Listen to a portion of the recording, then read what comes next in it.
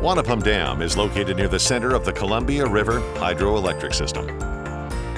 It provides electricity to our region and helps balance the Pacific Northwest's need for renewable energy, fish passage, irrigation, cultural resource protection, and recreation.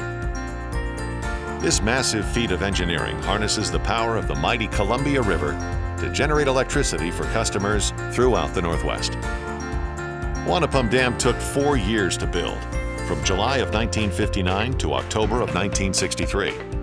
It's more than 8,500 feet long. It's so long that 106 semi-trucks could park on top of the dam from one side to the other.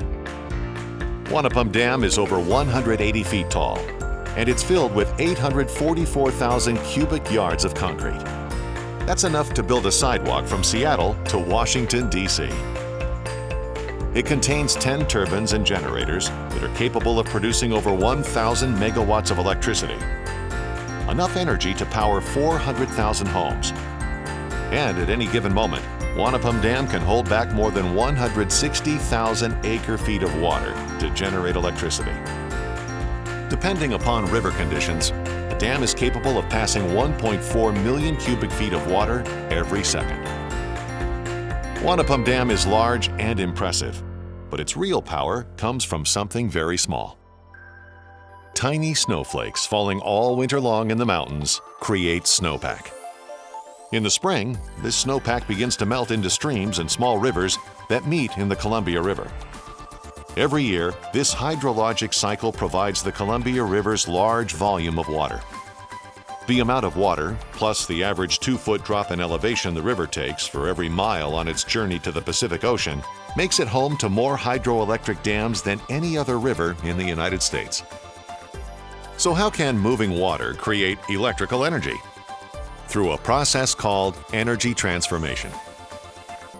As water moves through a dam, it has kinetic energy that powers machines called turbines. The rotating turbines are connected to large generators that transform the mechanical energy from the turbines into electrical energy. Electricity is the movement of tiny particles called electrons that buzz around the outside of atoms. Electricity flows when electrons jump from one atom to another. Metals like aluminum or copper make it easier for electrons to make that jump. They're called conductors. When these electrons flow through a complete loop, they become an electrical circuit. Let's take a closer look at the dam to see how it generates electricity. Water in the Columbia River flows into intake openings on the upstream side of the dam. These openings lead the water into a huge concrete cavern called the spiral case. The spiral case has curving walls that force the water to flow in a circular direction so it will spin a turbine. The flow of water moving past the turbine is controlled by large devices called wicket gates.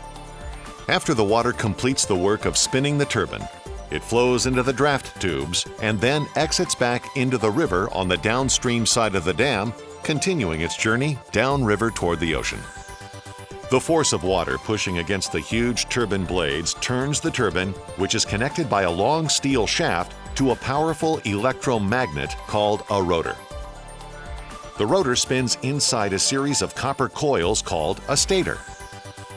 The turbine and generator spin about the same rate as the crank of a bicycle being pedaled on a flat surface.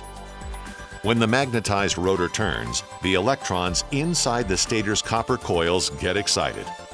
The electrons jump from atom to atom, creating an electrical current moving at the speed of light. This electrical energy current then flows into large devices called step-up transformers out in front of the powerhouse. The final result? Electricity. A lot of electricity. One generator alone is capable of generating more than 100 megawatts of power continuously. But all this electricity at the dam doesn't do any good unless we can send it somewhere. So how does electricity get from Wanapum Dam to 400,000 homes? Electricity can flow hundreds of miles on high-voltage conductive metal wires called transmission lines, like these. Transmission lines carry high-voltage power from the dam to substations. Substations allow us to change the voltage, or the amount of work that electric currents can do, before we send it to homes, businesses, factories, and farms. Distribution lines carry power from these substations to the customers. The electricity at Wanapum Dam must be used as soon as it is generated. Too much or too little electricity can create big problems for our electric system. So we have to continuously monitor how much electricity our customers need. Inside Wanapum Dam, there is equipment both big and small that makes this powerful place go. The gigantic turbines and generators are built to last about 50 years. But in the same way that the engine in your car needs to be maintained, these motors need to be cared for too. With the water removed, you can look up at the turbine resting in place. You can also see the walls of concrete and the wicket gates that stand almost 10 feet high. Moving around parts as big as these can only be done with the help of large cranes like these found in the powerhouse. These cranes can lift 350 tons each. That's easily enough lifting power to move a full-size locomotive. If Wanapum Dam has a brain, this would be it. The control room can only be run by highly trained dam operators. At least 2 must be at the dam at all times. Their job is to monitor hundreds of meters and gauges and make sure the dam is working correctly. The control room has changed a lot over the decades since Wanapum Dam was first built. Here's what it looked like back in the 1960s. And here it is today, utilizing many computers and other modern control systems to operate the dam more efficiently. When you visit Wanapum Dam, you can see more than concrete.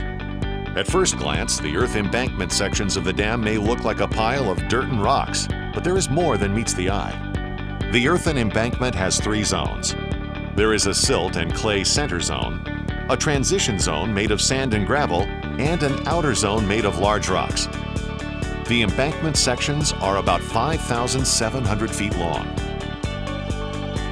Sometimes, especially when mountain snow melts in the spring, the powerhouse can't handle all of the water flowing through the river. That's why Wanapum Dam has a spillway. The dam spillway is over 800 feet long and has 12 spillway gates. When the dam was built, these gates were among the largest in the world. Each gate is 50 feet wide by 67 feet tall.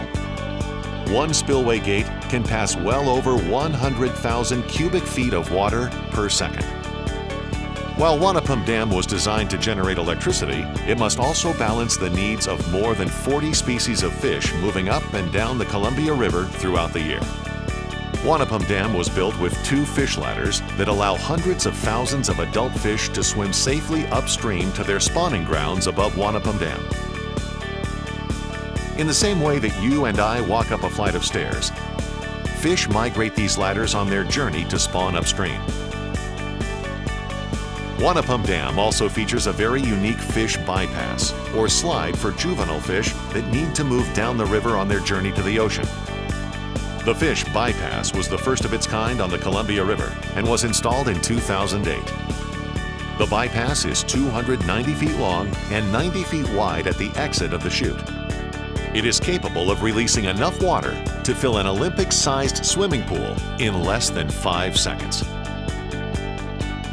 This bypass operates from April through August during juvenile salmon migration season. It allows juvenile fish to safely pass the dam while swimming near the surface of the water, which is more natural and safer for the fish. Balancing the flow of the river is a full-time job. Wanapum Dam is just a part of a river system that is coordinated among all 14 dams along the Columbia River. It takes a team of hundreds of people working dozens of jobs to make it happen 24 hours a day, 365 days a year. Wanapum Dam's colossal balancing act is something carried out at every moment of every day to generate power for things both big and small. Not only is it always available, it provides some of the cleanest, most affordable electricity in the United States. The river never takes a break, which means that this dam has to be operated every moment of every day.